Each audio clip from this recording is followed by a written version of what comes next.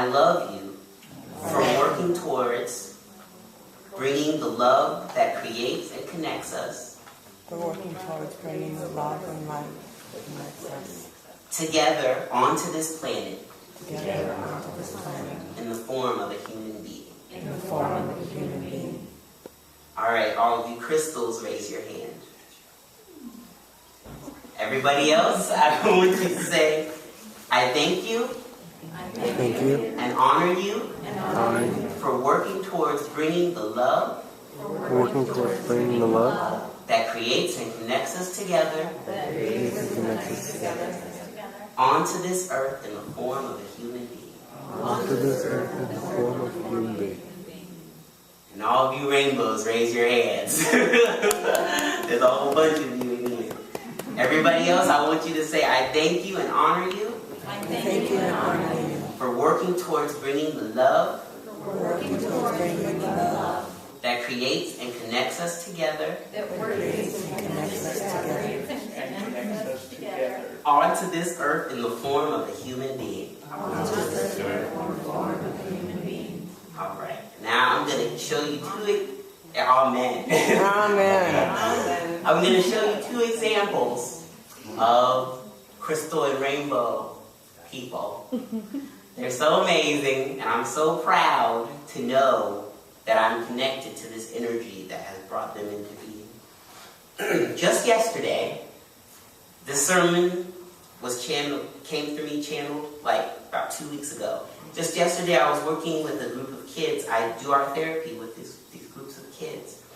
And the week before, the boys, because the boys and girls are separated, the boys had this huge argument on Elmo versus Cookie Monster. It got heated. Like, one of the boys went to go kick the other boy's cast, and we had to separate them and be like, no, it's okay. It's not that serious. But, so this week, when I went into work with the girls, I said, last week the boys were arguing over Elmo versus Cookie Monster, and instantly Elmo, Cookie Monster, they started fighting. I was like, no. I said, this week we're going to create our own Muppets. We're going to just create new ones. And we're like, okay, we'll do that. Because most of the time they don't want to do what you ask them to do. Because they're rainbows. They want to do whatever they had in mind already. And you just sit there and facilitate. So they started drawing, and they're always drawing pictures of people holding hands, and birds, and flowers, and everything beautiful. And one of the girls said, oh, Muppets, like Avenue Q.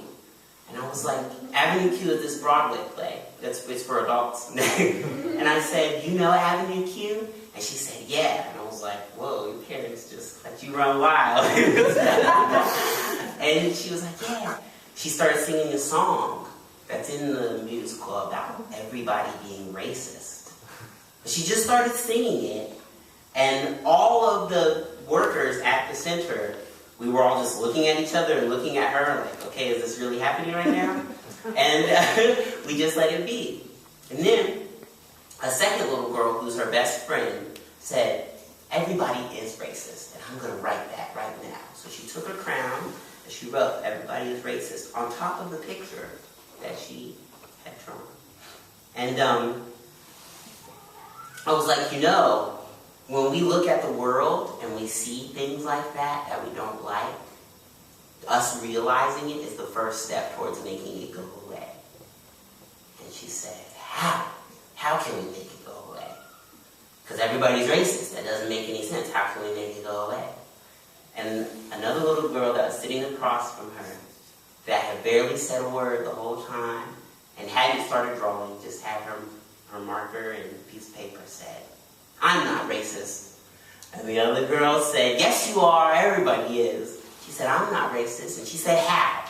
She said, well, I know that at any moment I could be adopted by a Mexican family, and then I would be Mexican. I could be adopted by an African-American family, and then I'd be African-American. I could be adopted by a Japanese family, and I'd be Japanese. So I'm not going to judge other people because I could be any of them. Amen. And all the workers just was like, I'm not jumping in this conversation. And the little girl who was telling everybody they were racist just got quiet. And then the girl who said that said, and I know what I'm going to draw now. I'm going to draw, and she looked directly at me. She said, I'm going to draw what I've been drawing my whole life. She was 12. The only thing I'm good at drawing, I'm going to draw a rainbow. And she started drawing a rainbow. She drew another one. She wrote the words, rainbows, big black letters with exclamation mark. And all the other girls followed suit. And they just started drawing rainbows. Oh. And I just sat, this was yesterday, and I just sat there speechless, because that's how spirit works. And this is her drawing from yesterday.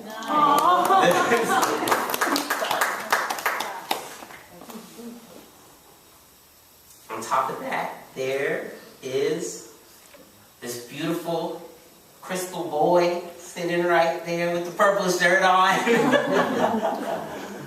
And the other day, he needed to go run an errand for his uncle, and I had just come home from work and in the apartment complex I live in, and he was like, I gotta go do this, but I was waiting for somebody to come with me. I said, I'll go with you. And we went.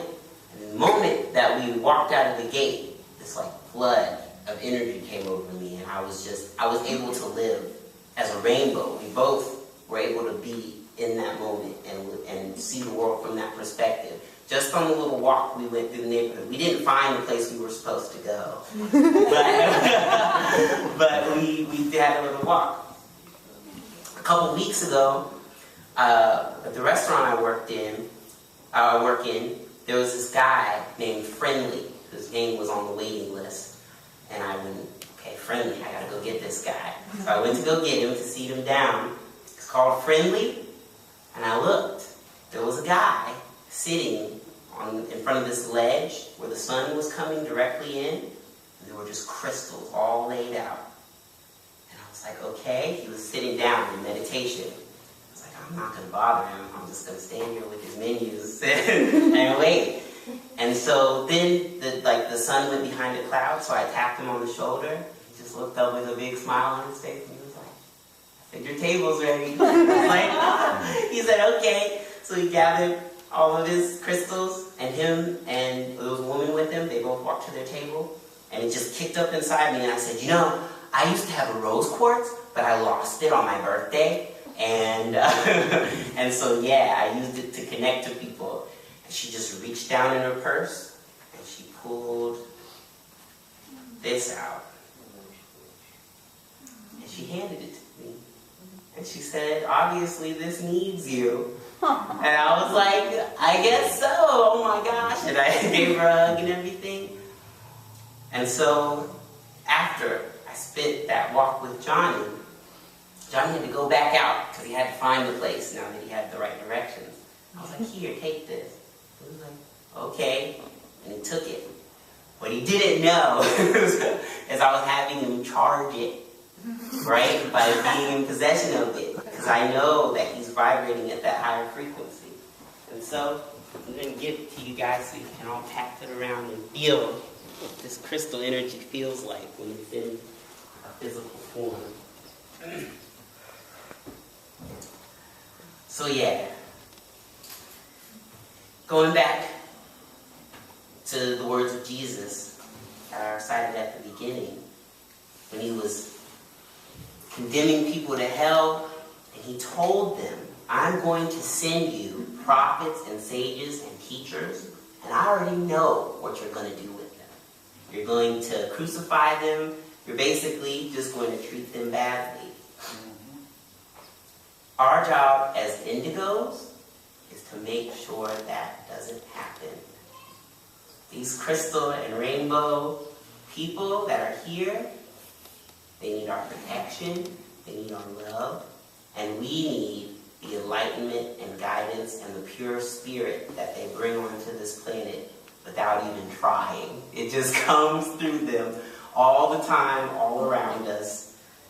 And we just need to nurture it and make sure it continues to happen. So, there's a prayer that we use at First Spiritualist Church. I'm not exactly sure where it comes from. But it goes, I am a being of violet fire. I am the purity God desires. So right now, with your job and focus, I want everybody to repeat that 3 times.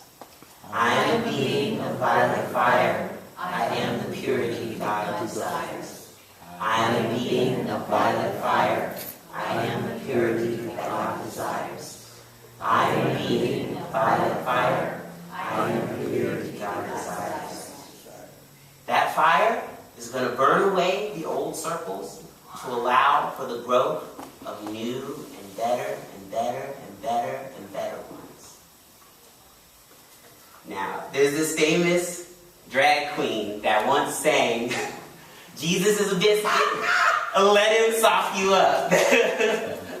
And I want you to take that term, and I want you to use it to remember the moment that we just had.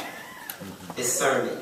Jesus is a biscuit, let him soft you up. Let yourself become that vessel to allow him to work through. Let yourself become a vessel for Spirit to come through and guide you on your thing. I want everybody to repeat that right now. Jesus is a biscuit, let him soft you up. Amen. And from this sermon, I want everybody to know that Jesus is here. All you have to do is open yourself up to the Spirit of Jesus. Allow it to envelop and transform the world through you. That love, those blessings, that cheer, that giving and receiving are here. Let's create the new circle and the new planet right now. Amen. Amen.